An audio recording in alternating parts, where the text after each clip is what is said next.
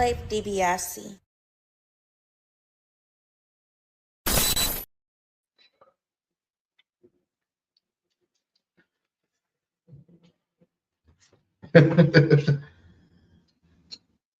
Oh, testing.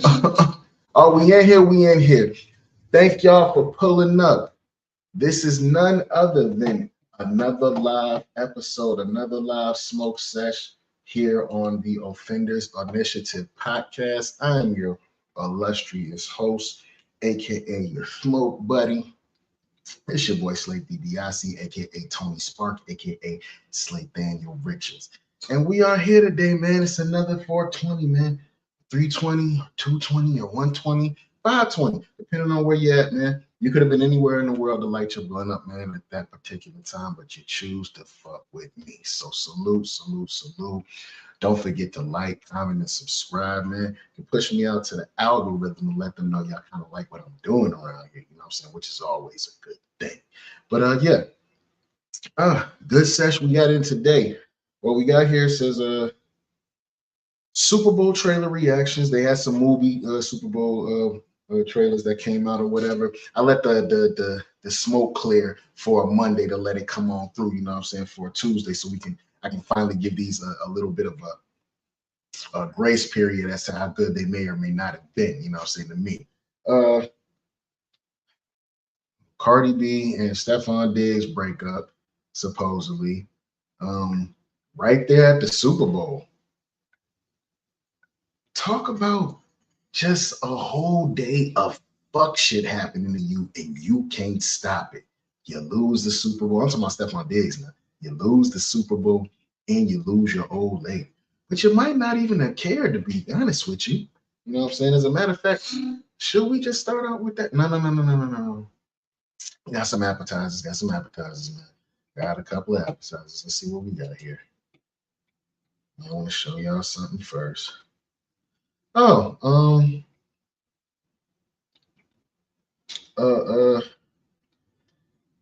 Let's see. Speaking of the Super Bowl, we got some good folks who had some pretty choice things to say about said Super Bowl that I just thought was just completely funny and possibly out of line. But let me see if I can find it here. As remember, y'all, don't forget to like, comment, and subscribe. Tell me how y'all feeling about today's issues. Tell me what you're smoking on in the comments.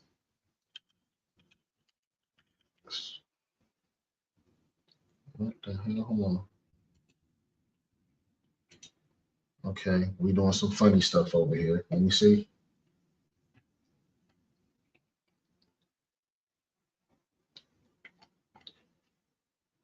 Hold on, y'all. Might as well light up since we doing that, right?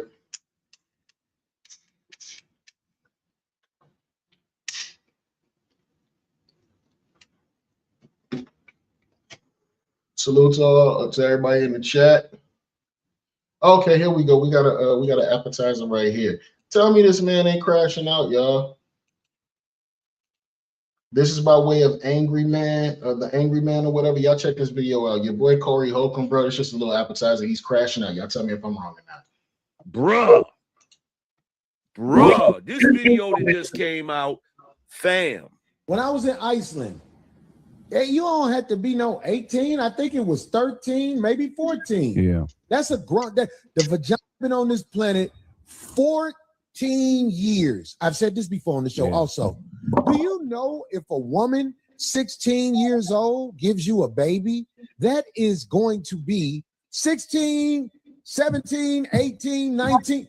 That is going to be one of the healthiest babies possible. I just want to stop us right there. Why are you a grown man thinking about a 16, 17, 18-year-old young lady having your baby? Not everybody needs a microphone, obviously, as you can see. At that age, they've been on the planet long enough. They're in their prime developmental wise to create a life. Just saying, in America, most people only know what they know in America, but I've been to other countries, And in Iceland, I think the legal age to get with a girl is 13 years old. Oh, wow. Right, it blows people's mind when they hear it. But in Iceland, R. Kelly is not a criminal. What the hell going on in Iceland? He's a normal guy in Iceland. I went to Iceland and you just can't offer him money and gifts. And I thought that was so unfair that you couldn't give him nothing after you was done with him. It's still crazy. I'm not going to Iceland. So I assume you've been. Why are these grown men laughing about the legal age to date a girl is 13 in Iceland, and I wanted to give them some gifts, but you not allowed? What are you talking about? Y'all hearing this, right? In Iceland, you took advantage of the laws. Is that what you're saying? I had a great time in Iceland. I had a great. Okay, we're gonna stop it right there. Salute to the angry man. You know what I'm saying? His content. Make sure you go give that brother a like, comment, and subscribe. What do you mean? Why do you no, hold on, time out. Why do you even know that a law like that exists? Like, who goes searching for a law like that?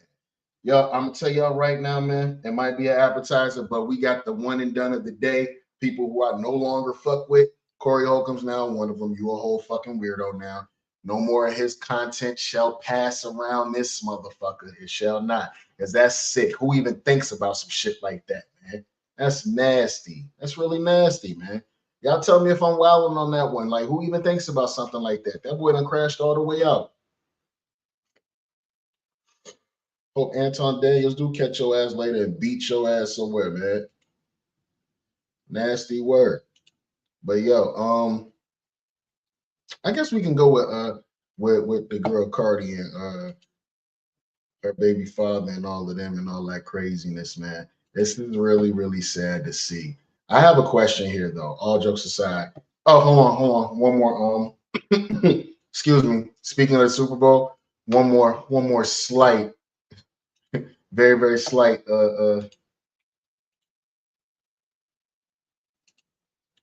appetizer to share with y'all. Y'all check this out.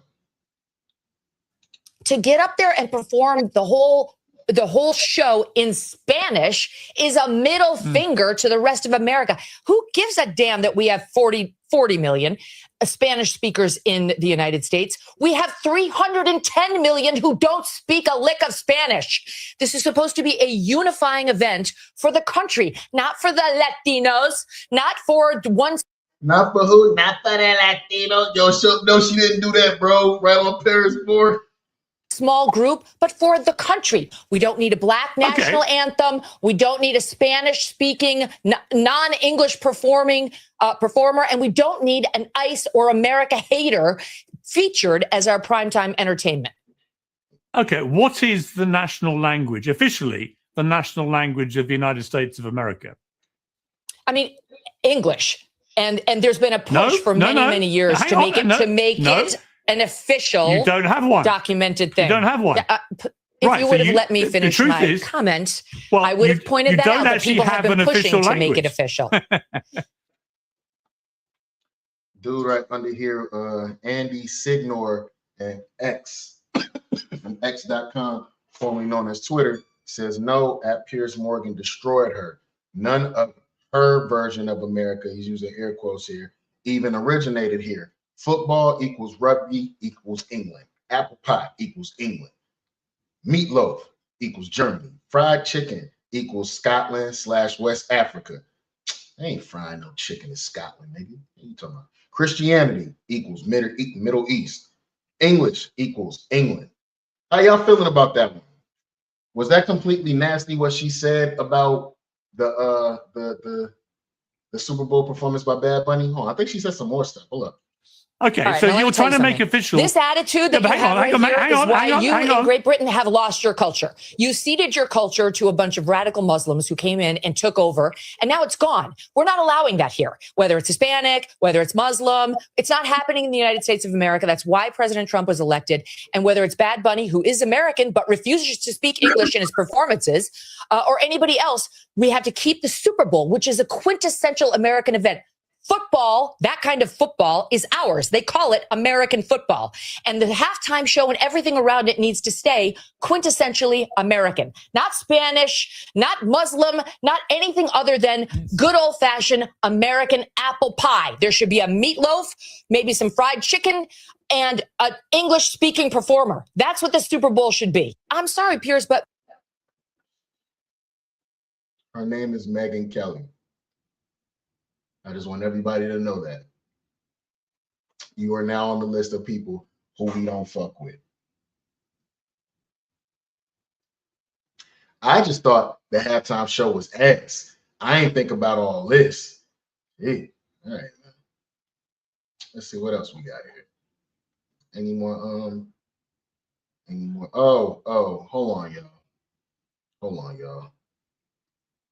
Let's go here first. All right. Suck ass. For the sake of conversation, how old is too old of beef? Pause. How old is too old of being beefed out with somebody to the point where you see them, you got to put hands on them? Or if it's a beef like that, if it's a lifelong beef, do you expect your friend to crash out with you in public over certain situations? Case in point, you got Ja Rule here. He messes around, he gets on the plane with Tony Yayo from G Unit and Uncle Murda from G Unit. Both of those gentlemen actually have a podcast. This is Ja Rule sitting in front of Tony Yayo and them. Y'all know how the beef between G Unit and Murda Inc. went. We're not even gonna get into all of that. I'm not gonna you know what I'm saying? There's no need for the history there. I figure like everybody knows. So like, how old is too old to be doing dumb shit like this? Y'all check this out, man.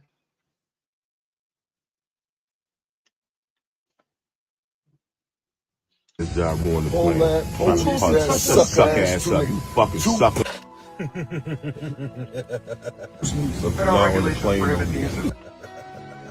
Niggas made Ja Rule. SMD. Niggas made Ja Rule. This is his seat. Suck ass. They said they made Ja Rule get off the plane.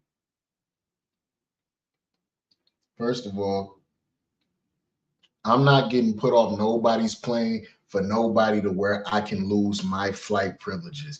Y'all got it. I'm going to go up front, tell somebody what's going on. Is there any way that I could catch an empty seat somewhere else if there's one available? Because, yeah, these guys, I don't know if you know who I am, you know, go down the whole thing. I pull that. I'm Ja Rule. That's G Unit back there. I'm not sure, but I got beef with those guys. And, you know, it's not going to go right. You know, he didn't do that. Hold up. Instead, he got put off the plane. Oh, my dog tripping. But let's see the other side of this that they haven't showed with Ja Rule in the background. Let's see how he got put off the plane.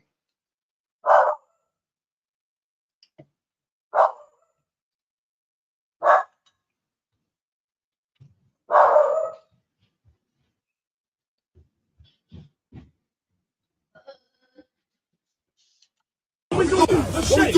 Let's shake. Let's shake. Let's shake.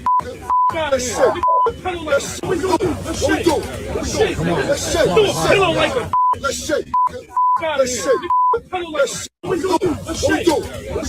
Let's shake. Okay, so everybody's sitting out in the hallway right now. We're in the aisle. Excuse me. Hold on, y'all.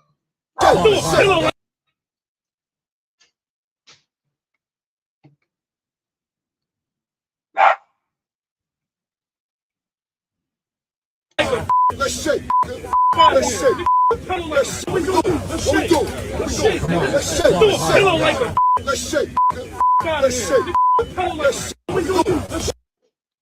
Does anybody look and sound like they really actually want to fight?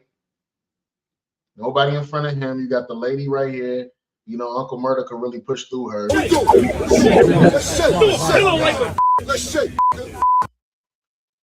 All three of these guys were up and cussing and all of that, carrying on in the middle of the aisle and making folks uncomfortable. You got Ja Rule there in the middle of the aisle. Yeah, nah. I believe everybody should have been put off this flight if Ja got pulled off the flight.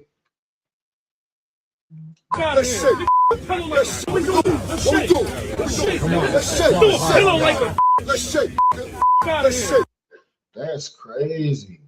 That's by way of TMZ too. That's crazy. I don't know, man. Y'all tell me. That's kind of crazy on that one. I ain't gonna lie. How old is too old to beef though? Like we all out in public. We in our 40s and 50s or whatever the case may be. You still,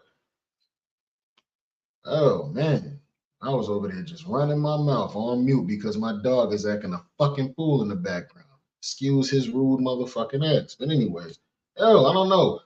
We 40 and 50 and everybody got money in their pocket, bro. This looks kind of crazy to be all on the plane acting a fucking fool, bro. Like, I can't get behind none of this, bro. Like, the beef is over 20 years old. What are we doing, bro? This looks so silly. Look at that. Niggas look crazy, man. I can't get with it. Like, there's no way that anybody would have made me lose my fucking fright privileges on any sort of level. You know what I'm saying? Y'all check this shit out though, man. Hold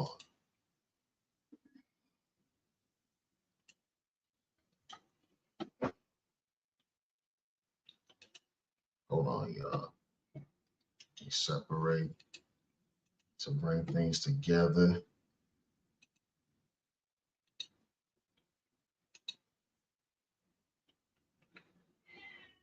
All right.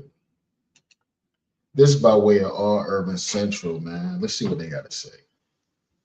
Hey, yo, listen, this is why you mind your business on airplanes. Because imagine you trying to get to your seat, buckle up, maybe watch a little Netflix, and you turn around and this Ja Rule, Tony Yayo, and Uncle Murda reenacting the early 2000s at 30,000 feet. This was not a versus, this was a Delta Airlines rap edition. So it's the wrap-up of the Super Bowl weekend vibes. Ja Rule boards a plane from San Francisco to New York. Regular day, right? Wrong. Already on the plane, Tony Yayo and Uncle Murda. Phones out, content mode activated. And the moment Ja realizes who's on the flight, nah, it's up. Suck ass job on the plane. Suck ass up. Ja stands up in the aisle on the plane and starts going off. We talking insults, yelling, pointing, the whole nine. Passengers like, is this a movie? Bro, I just paid $800 for this seat. And it gets even crazier.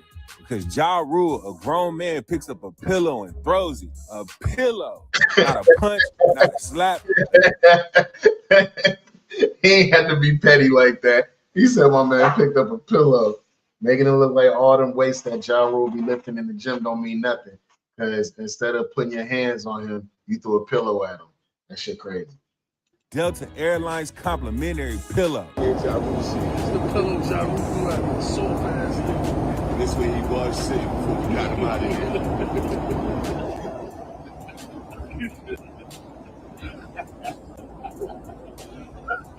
And that's when flight attendants go, tell me we not too old for all this.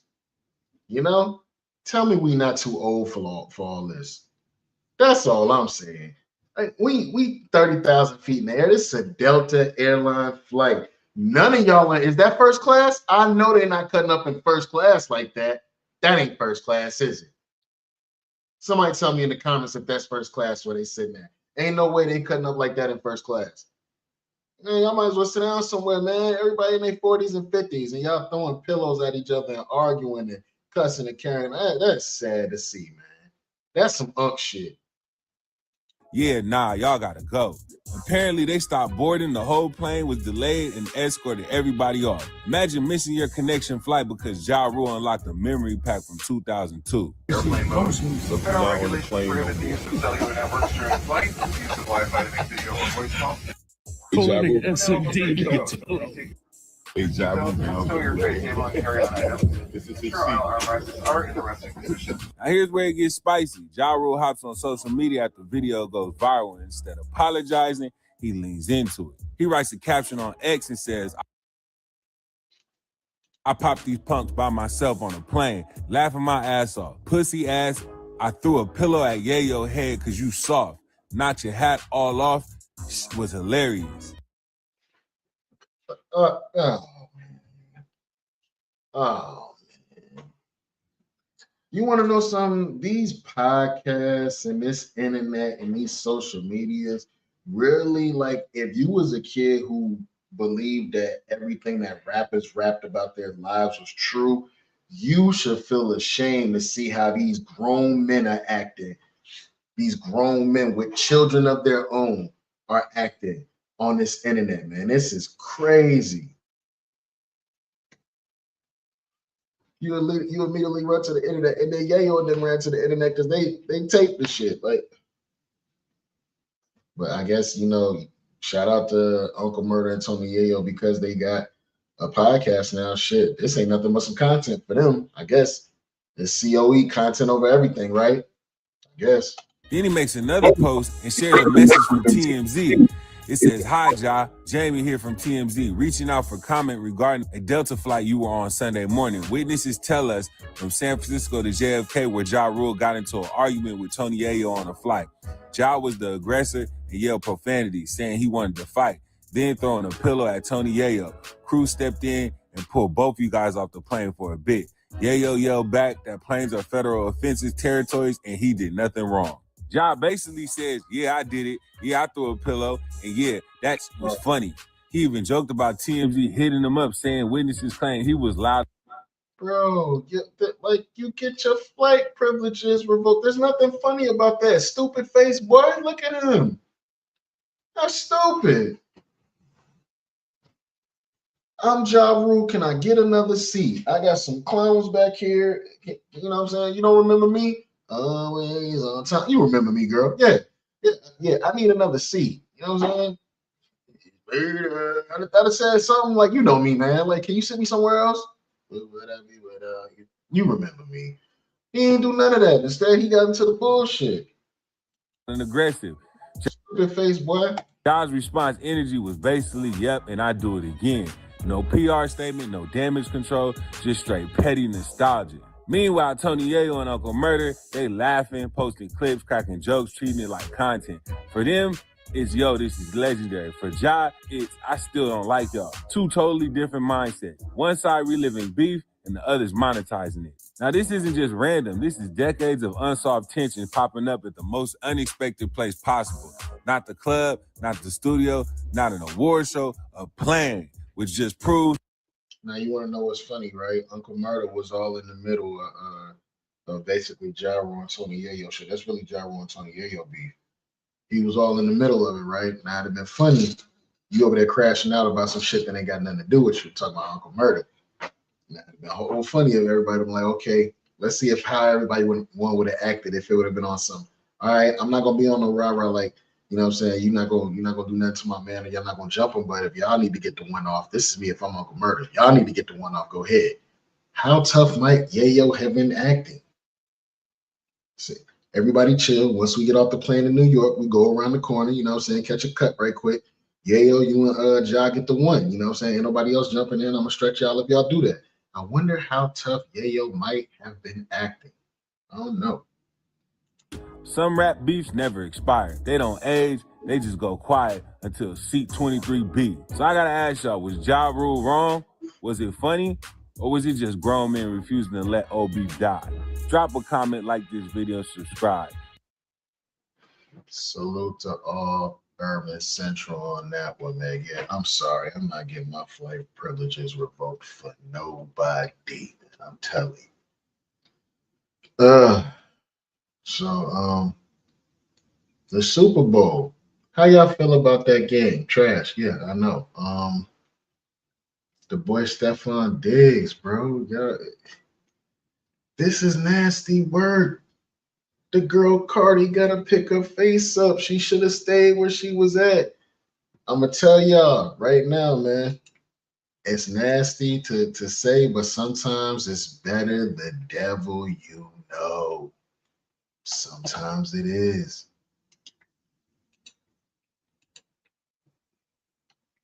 I'm just saying, like, you know what kind of person she was dealing with when she had the boy Offset. She knew the type of person she was dealing with. She was the main. She had some sort of control instead of a situation like this. It says Cardi B has reportedly broken up with baby daddy. Ew. They said that shit said baby daddy on that. Baby daddy Stefon Diggs after spending $1.2 million on a party for him. Reports say the plan was to have the party of the year after the Super Bowl, but as the night ended, Stefon didn't win. So you're not down for the team. If a nigga don't win, you don't want to party no more? Okay. But what made the night worse for Cardi B was the fact that he invited one of his baby mamas to sit up front. Cardi, who was still a married woman,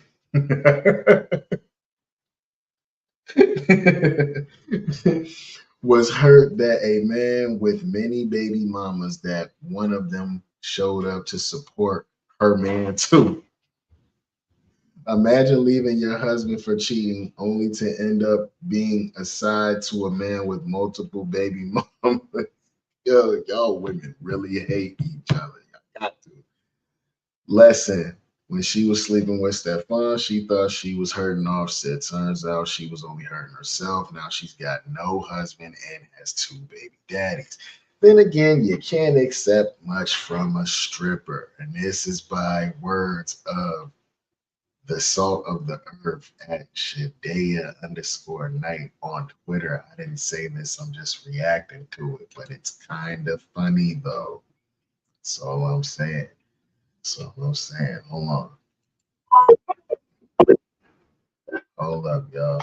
Let me see if I got something else for y'all over here on this subject. Possibly. Because somebody knows something somewhere. It's always like that. I gotta like this button up. Hey, yo, don't forget to like, comment, and subscribe, and tell me what y'all smoking on in the comments, man. For real, for real. Thank y'all for pulling up to the sesh.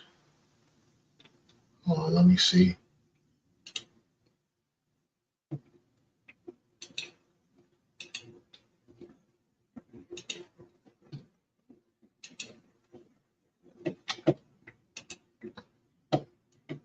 Cardi B song Principle. She made it very clear. When it comes to Stefon and Cardi B, all I'm gonna say is principle. It's the principle. Cardi B song Principle. She made it very clear, and I personally believe that song was to Stefon. Basically, if you ain't on the same shit, then blue watch me lane switch. I'm too sexy to be lonely and too grown to be played with. If you watch the Super Bowl and seen Pre, the real issue was Pre. So let's just give y'all a little background on Pre. Pre is Stefon's best friend, but Pre is Offset's alleged almost baby mama, and this was also his mistress. Yeah, Pre is one of the many reasons why Cardi and Offset are not together.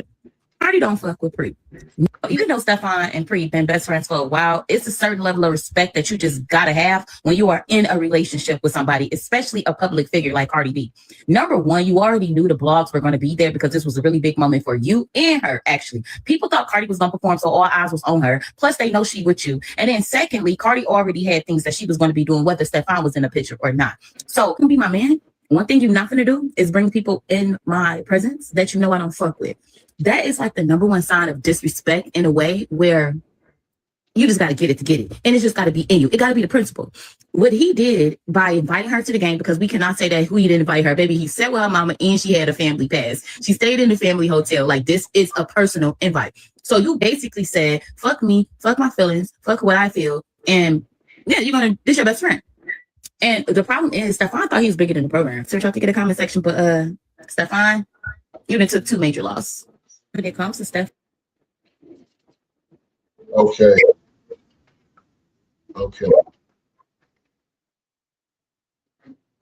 y'all. That's way too crazy for me. That is not player. Like, I get it. You know, young Stefon, he's young. He's dumb. He felt like that might have been funny to do. Yo, bro.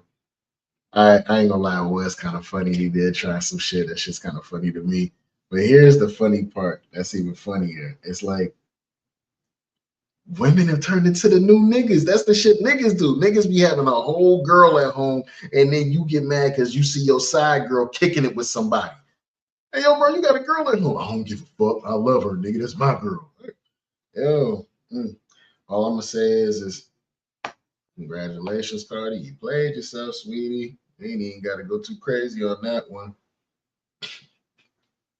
It's a sad thing to see. Hold on. What else do we got in the way of that? What else do we got in the way of that?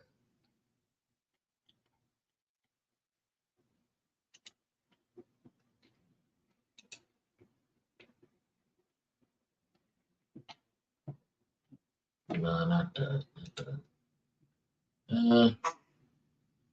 I guess it's time to get to these movie trailers, honestly, man. Let's talk about that. Hey, okay, so as y'all know, every year they have Super Bowl commercials, and those commercials cost about $10 million for 30 seconds this year in the Super Bowl. So they had some movie trailers coming out. Some of them I'm hyped for, some of them not so much. But right now we're gonna react to 3C Films. He got all the shit with the trailers locked down. So we just gonna take a look over there. Continue smoking, y'all. We almost done with the session. I think I might roll up another one or break one of these new minis open. You feel me?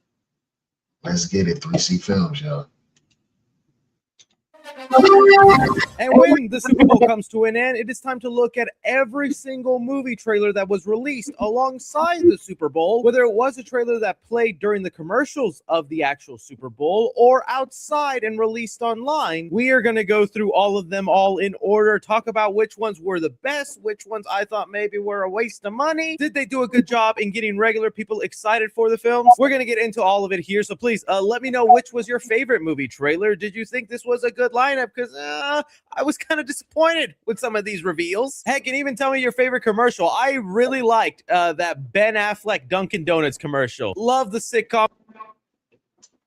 That part right there had me on some, I don't really care, but it had me asking, was this an AI commercial? Did they, yeah, they probably like AI CGI'd everybody back a little bit younger. I don't know, but this was a fire commercial though, for Dunkin' Donuts with all these good actors from these good times, man. And Goodwill Hunting references. I want to know all your opinions minus the actual game. So we don't do sports around here. All right, so let's start off with the trailers that got released outside of the Super Bowl, but were purposely let out during the Super Bowl, and that is for DC Supergirl. Yeah, they saved themselves a lot of money. Reminder, it was $10 million for 30 seconds this year. They did the thing again of promoting it at the Puppy Bowl, going with Crypto as a big part of the marketing, even giving him his own poster. It's kind of funny how Crypto has just become such a big driving force for these movies. With Man of Tomorrow coming up and Crypto maybe showing up in that, I wonder if we're going to get a third year at the Super Bowl where it's crypto marketing. But admittedly, they got me with this one. It wasn't much of new footage for Supergirl aside from stuff involving Crypto. We got to see him as a little bitty puppy meeting Kara Zor-El. It comes off very cute, and if you have read the comic and knows some of the things that happened to Crypto in this story, they are setting you up to really pull at your heartstrings. And so this is them just lining up that punch. When looking at the actual Super Bowl and some of the trailers, there were a couple of surprises. Going in order with what got... As far as the Supergirl situation right there, I don't know if I'm going to the movies to see that. That might be another bootlegging. Yeah, it might be another one of those. I don't know if I'm going. Yeah, nah. Scream 7, however, I am hyped for this. Release. Let's start off with Scream 7. They had a big 1-minute spot. And look, I will say visually, there are some shots in here that really got to me. I love the peek at this one scene where it appears like... Nah, not somebody got hung up like a little doll, baby. That's crazy. Like McKenna Grace's character is going to be hanged by Ghostface in a school auditorium. Just that light and silhouette I think is cool. The shot in the trailer also of Ghostface going after Sydney's husband and looking through his POV as he's just getting stabbed by Ghostface. Well, that's one we can count on probably not gonna make it. They bringing back Sydney, so you know everybody around her always dies. She never dies. And I wouldn't be surprised if she doesn't die in this one either. They might be starting off a new trilogy. I think that's pretty good. Everything else is pretty on course. I am still so shocked Matthew Lillard as Stu has not been marketed more. They really are wanting to save that for you in the movie, and I guess good on them. So find enough trailer to get the word out. Next up, we got a nice new trailer for Steven. They not making the same mistake that Marvel probably always makes, is by giving us too much in the trailer sometimes. But I think if you're going to have a situation where you have a good movie where you've had shoots and reshoots, okay, give us some stuff that like that, how they do, which is give us some stuff that's in the movie that we think is in the movie, and then we end up never seeing it in the movie, but it's in the trailer. You get what I'm saying? We could rock with something like that. Spielberg's Disclosure Day with a ton more footage, and this has me so much more hyped than that first trailer. Not to say that first trailer was bad, it was good, but this one is intriguing me more. Again, the premise behind this movie is what happens the day the world finds out aliens are real and maybe they're living amongst us. We get a lot more looks at the action, like this one train sequence with a car attached to the side. We even get a shot of a UFO coming into the frame, crop circles going around, weird mind abilities going on with consciences being transferred over. I think this is going to be. Now, with me now knowing the premise of this movie, I now want to see it. Salute to Disclosure Day. I think I saw Emily Blunt in there. Yeah, let's get it. A really intriguing sci-fi film, and with Steven Spielberg at the helm, I know it's going to be something worth watching. Then Disney came out with their first trailer for Hoppers, which again is just kind of just going over the basic premise of this movie. Is a girl goes into a lab, ends up transferring her mind into a robotic beaver, and they have an Avatar-like situation where she now has to save the forest and the environment from people coming in to destroy it. The premise of it, I think, is already so much more appealing, and it is showcasing with this having a higher interest amongst audiences. But simple and effective trailer and getting to the point. The next Disney it's a Pixar, meaning it's somewhere within that Pixar lore mythology. I kind of gotta see it. Damn.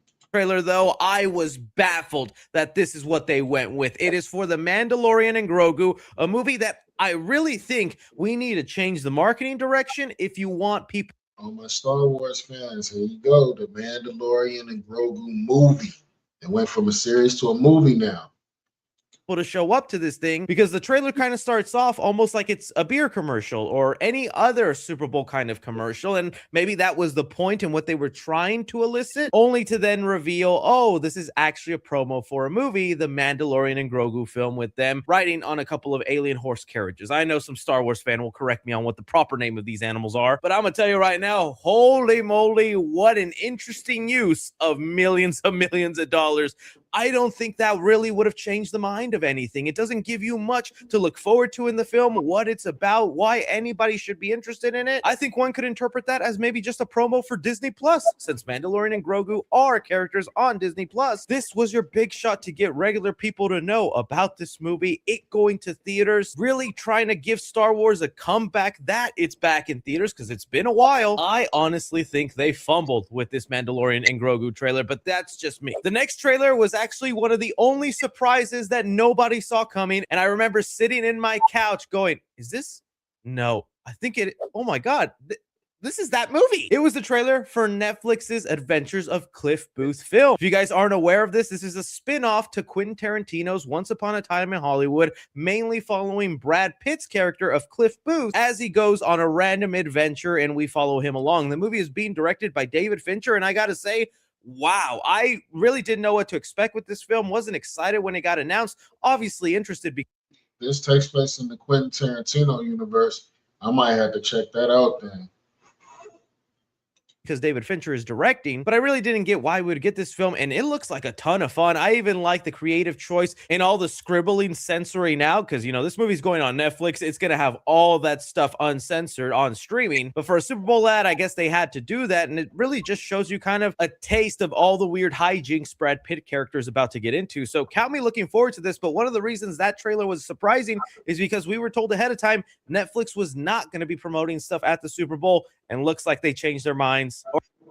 Which is also why I thought we were actually going to get an Avengers Doomsday trailer during the Super Bowl, but we didn't. That's a missed opportunity, America. I don't like it. Or they managed to slip through without anyone else noticing. Next up, we got one of the only trailers that they waited to release until Super Bowl day. That's kind of been a thing now on Super Bowl week. Most of these trailers get released ahead of time, but not this one. It was for Minions 3. Now, the actual trailer they showed on TV was just a small little minion running up to the screen and then letting you know the title and that you could watch the trailer online. And so looking at that trailer that got released, it looks like a Minions movie. It is funny, the little controversy going on amongst the fan base, because there's a very strong Minion fan base. Don't think there's not. These movies make close to $1 billion every time. Minions is like crack for the kids, and they got some Minions fans out there. Any of y'all kids fans of Minions? I don't know. Y'all tell me in the comments. want to get their high properly. And well, the controversy this time around is this will be the first Minions movie where they don't include the three main minions, Kevin, Bob, and Stuart. Instead, they got rid of them and we're following a whole new group of minions named James, Henry, and Ed. It takes place in 1920s Hollywood where they're trying to make a movie, and the film that they're trying to make requires a monster, but they want to use an actual monster for the movie, so they set out on an adventure to find the scariest monster they can to be part of the film. And that seems like a fun enough premise. You have like a neon bunny, looks like they conjure up Cthulhu, a mummy, along with some other crazy monsters. Like, it looks like a Minions film. It is just funny to see all the Minion fans so upset they're not bringing back the classic characters. I think, again, it's because within the Minions lore, those characters during this time period are in an ice age, or they're just held up somewhere else until Gru is born. So this, Let me find out there's a whole Minions universe and lore that they got going on. That's crazy. I don't know. I'm gonna have to ask my son.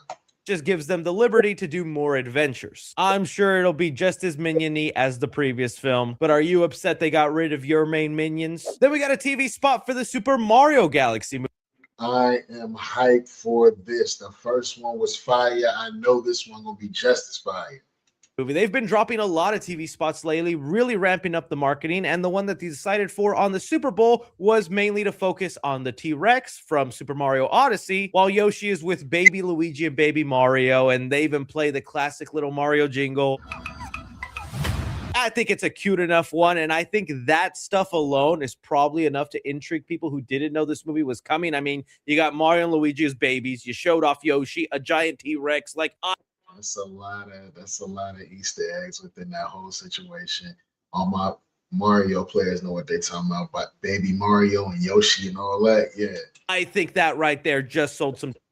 Yeah, look at that logo. Crazy. Tickets from a family. Then we got the trailer for Project Hail Mary, a movie that a lot of people are anticipating. Now, I will admit this is one of those cases where they showed a shortened trailer at the Super Bowl and then a longer version dropped online. I am purposely avoiding the longer trailer because book readers are telling me they just spoil.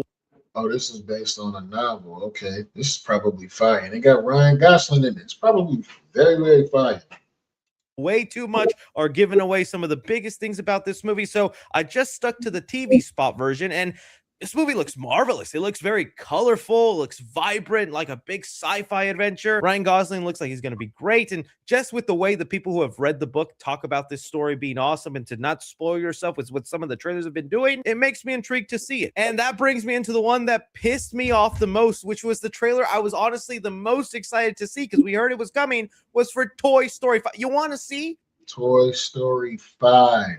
Classic. But with what he's describing right now, sounds like it's about to be some bullshit.